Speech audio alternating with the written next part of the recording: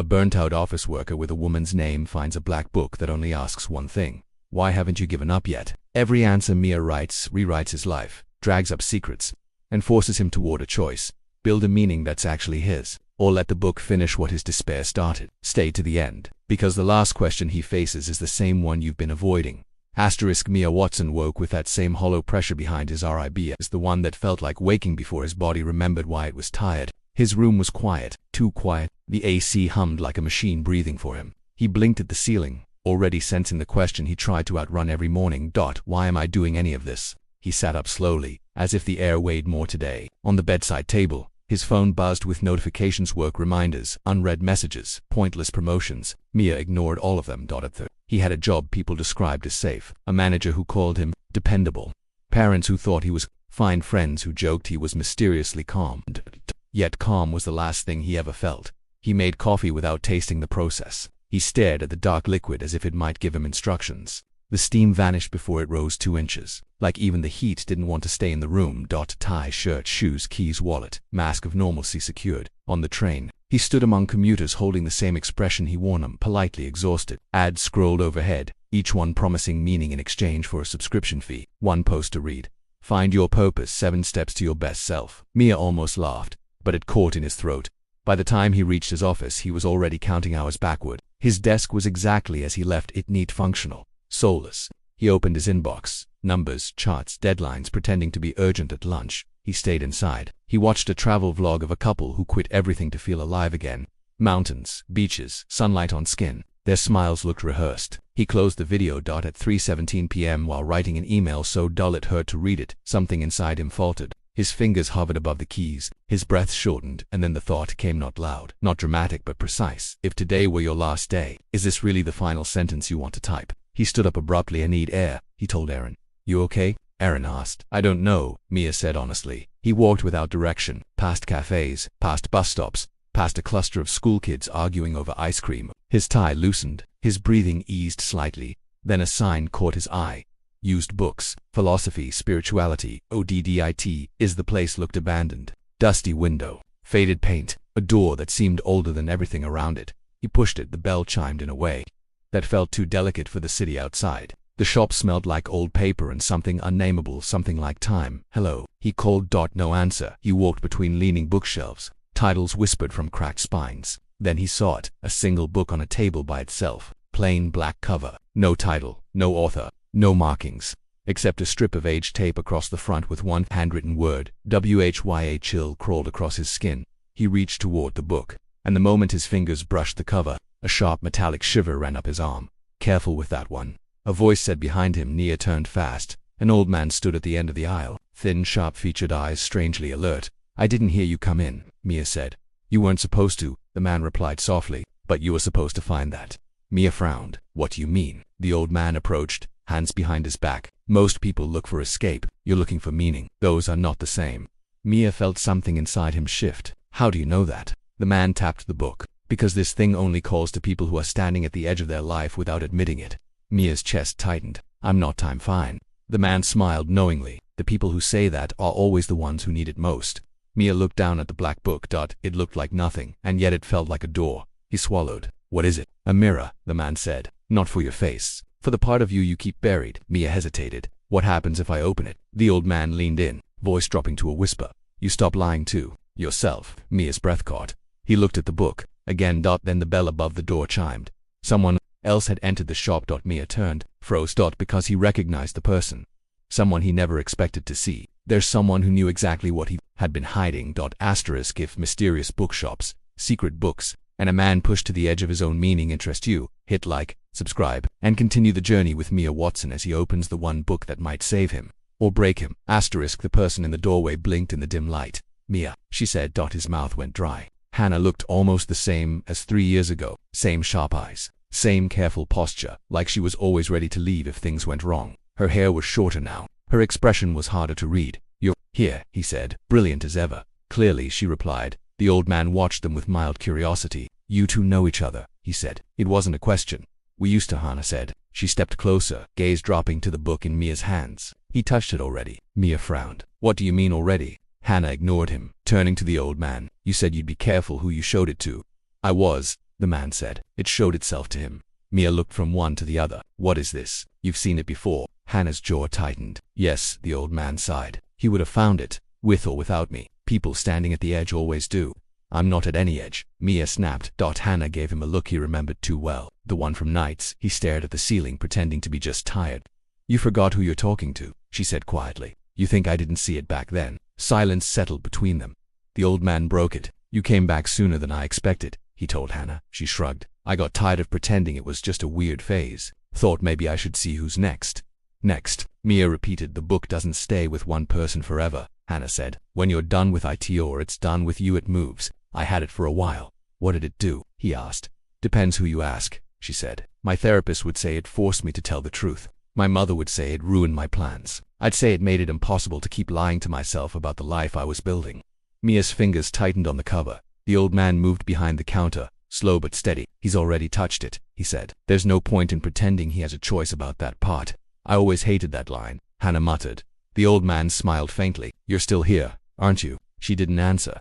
Mia cleared his throat. Okay, simple question. Is this dangerous? Yes, they both said at once. The old man added. So we're staying exactly where you are. Hannah studied Mia's face. When we were together, she said, you always asked those big questions when you thought I was asleep. What's the point? Why am I like this? And then you'd act normal in the morning, like you'd wiped the chalkboard. You looked away. This thing doesn't let you wipe it, she continued. It writes the questions down. It forces you to see your own answers. And once you see them, you can't unsee them. You make it sound cursed, he said. Hannah shrugged. I don't believe in curses. I believe in sharp tools. Someone desperate can pick up a knife and use it to cook dinner, or turn it the other way. The old man slid something across the counter, a paper bag. If he wants it, he said, he takes it. If he doesn't, he leaves and forgets this shop. That's the only choice that's still his. Mia stared at the book, at the plain cover, at his own reflection in the dusty window behind it. He thought of his desk, the endless emails, the way his chest felt every morning. The thought that had hit him at 3:17 p.m. If today were your last day, is this really the final sentence you want to type? His hand moved before his brain caught up. I'll take it, he said. Hannah flinched. Just slightly.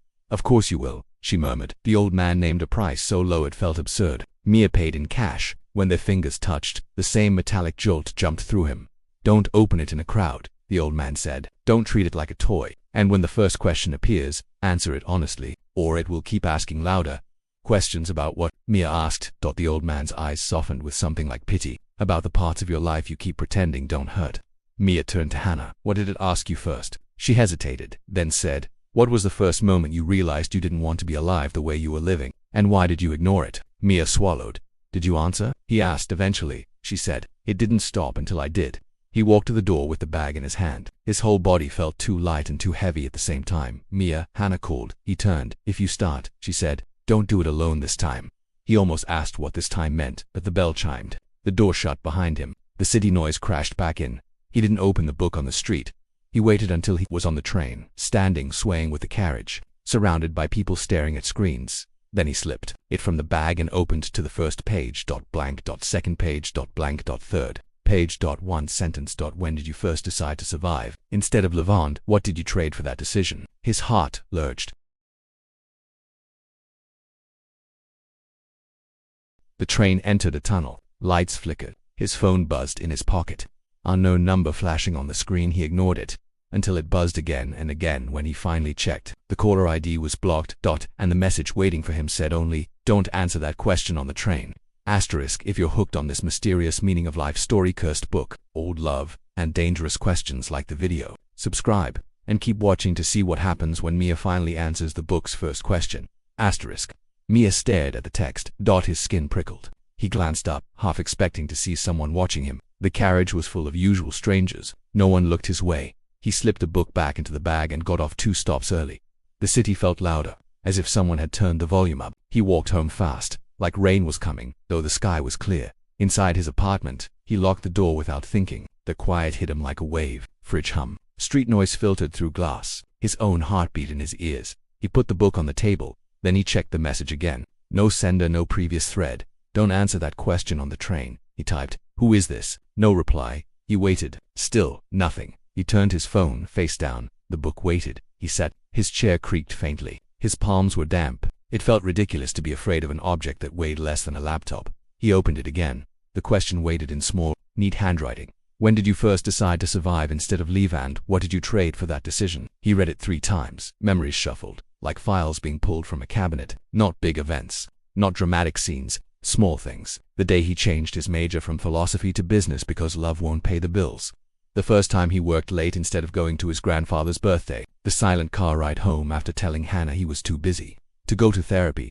But one moment rose above the rest. 17 years old. His school roof, gray sky, the railing too low, thoughts too loud, that strange sense of distance, like he was watching his own life from somewhere else. He'd stood there, toes at the edge, wondering how long the drop was, wondering if fear would win, whether that empty feeling in his chest would finally stop. Then his phone had buzzed. A message from his mother. "We're making your favorite tonight. You better come home hungry." He hadn't jumped. He'd stepped back, deleted the thought, and filed the experience under never to be discussed. That was the day he realized, the day he decided not to risk everything, the day he quietly chose survival over any real attempt at changing the conditions that made him want to jump in the first place. He picked up the pen lying in the crease. He didn't remember seeing it before, but it felt like it belonged there. He wrote, "On the school roof at 17, I chose not to die, but I also chose not to change anything that made me want to." His handwriting shook, but the letters were legible. He paused. "What did you trade?" he muttered. He added, "I traded the chance to tear my life apart early and rebuild it. I chose being the safe son, the reliable student, the quiet one. I traded experimentation for stability, curiosity for caution. I've been paying installments ever since." He set the pen down. For a moment, nothing happened. He exhaled slowly. Maybe that was it. Maybe the whole thing was psychological theater and the rest was up to new. Words bled onto the page beneath his writing, letter by letter, in the same neat script. You didn't just trade risk. You traded the belief that your life could belong to you. Mia's breath caught. He touched the ink. It was dry. The page looked like it had always read that way. "That's not possible," he whispered. His phone buzzed. Unknown caller again. This time he answered. "Who is this?" A man's voice, rough and tired, spoke on the other end. "So," the stranger said, "you answered it anyway." Mia's fingers tightened around the phone. "Are you the one texting me?" "I'm the one who had that book before Hannah," the man said. "Name's Elias. I thought she might burn it. She didn't, which means it found you." "How do you know me?" Mia asked. "I don't know you," Elias said. "I know the pattern. I know what it does to people like us." The way he said us sent a chill through Mia. "People like us," Mia repeated. "People who've been standing on metaphorical roofs for years," Elias said. "People who confuse not dead with fine. The book likes us. We're soft clay." Mia glanced at the question on the page. "What happens if I stop?" he asked. "If I close it now and never open it again?" On the line, Elias laughed once. It wasn't a happy sound. "You can close the cover," he said. "You can throw it away. But now you've written that sentence. You'll never again be able to pretend you don't know what you traded." Silence stretched. "I don't want my life to blow up," Mia said. "I just want to know why it feels so hollow." "The book doesn't do half measures," Elias replied. "It won't hand you a neat answer. It will drag you through all the ones you've been avoiding. Then it will demand a decision. A decision about what? Whether you're willing to change anything," Elias said, "or whether you'd rather keep circling the same drain." Mia pressed his thumb to his forehead. His skin felt too hot. "Why are you warning me?" he asked. On the line, something beeped. A hospital sound. Monitors, distant voices. "Because I didn't treat it like a warning," Elias said quietly. "I treated it like a dare. One found my line too late. You might not have to." Mia swallowed hard. "Where are you?" "Intensive care," Elias said. "And before you ask, no, the book didn't do this directly. I did, with the choices I didn't make until my body forced the issue." Another beep. "Listen," Elias said, voice turning urgent. "The next question it gives you, insert it on paper, but then answer with your feet. If you only think about it, you're just playing with matches again." The line crackled. "Wait," Mia said. "What's the next question?" Elias exhaled. "It's the one that asked me who I would be if I stopped performing the version of my life that made everyone else comfortable." He said. "I never answered it properly." "How do I?" The call cut off. Mia stared at the blank screen. When he looked back down, the book had turned its own page. A new question had appeared. If you stopped trying to impress, protect, or comfort anyone at all, what would you change first about your life tomorrow morning? His alarm for work was still set for 6:30. A.M. He suddenly wasn't sure he'd be there when it rang. Asterisk. The words on the page glared at him. What would you change first about your life tomorrow morning? His first instinct was to write something safe. Sleep in. Take a walk. Turn off notifications. Cosmetic adjustments. Window dressing on a collapsing structure. He stared until his eyes blurred. Then he shut them. What would actually make tomorrow a different kind of day? The answer appeared in his mind. With brutal simplicity, not going to the office at all. The thought scared him more than any image of rooftops ever had. Jumping was dramatic. Quitting was slow, public, and full of consequences. He opened his eyes. The question waited, patient and merciless. He picked up the pen. "I would not go in. I would stop pretending this job is neutral. I'd admit it's eating the part of me that still cares about anything. He paused, listening for some internal judge. There was only a strange, hollow quiet, he added. I'd tell them I'm done, even if I have no next step yet. The pen left a faint groove where his hand pressed too hard. No response appeared immediately. The page stayed still. He almost felt disappointed. Then, slowly, ink formed underneath his writing. Then, tomorrow, if you go anyway, you'll know you chose fear over truth. He hissed under his breath. That's manipulative. The book did not argue. His phone pinged. A new email from his manager. Subject: tomorrow we need alignment. He didn't open it. He walked to the window instead. Lights blinked across the city. Thousands of apartments, thousands of lives. Some people making choices, others letting choices make them. He rested his forehead against the glass. What do you even want from me? He whispered. There was no answer, of course. Not out loud, but something loosened in his chest with the question itself, as if asking it honestly was the first act of rebellion. He made a deal with himself. He wouldn't decide tonight. He'd see how he felt in the morning. It was a weak plan. He knew that, but it was more than nothing. Sleep came in broken pieces. He dreamed of long corridors made of spreadsheets, of doors leading to roofs, of pages turning by themselves. When his alarm finally shrieked at 6:30, his whole body tensed for the usual cycle. He reached out, then he stopped. He turned the alarm off instead of hitting snooze. The small difference felt huge. He sat up. The room smelled like stale coffee and night sweat. His shirt from yesterday lay crumpled on the chair like a discarded skin. He didn't put it on. He padded to the table and opened the book. No new question, just last night's answer. I would not go in. His phone buzzed. A message from Aaron. You good? Marks on edge, he typed. I'm not coming in. I'll explain later. He deleted later and wrote eventually, then deleted that too. Finally he sent, I'm not coming in. I need to stop pretending I'm okay. He hit send before he could soften it. Next he opened his email. His hands shook, but not as badly as he expected. He drafted a message to his manager. Mark, I know this is sudden, but I can't keep doing this work. It's not about you. It's about me finally admitting what this job is doing to me. I'm resigning. I'll follow up about formalities. He read it twice. It looked bare and clumsy. Perfect. He sent it. For a moment, nothing exploded. The city did not collapse.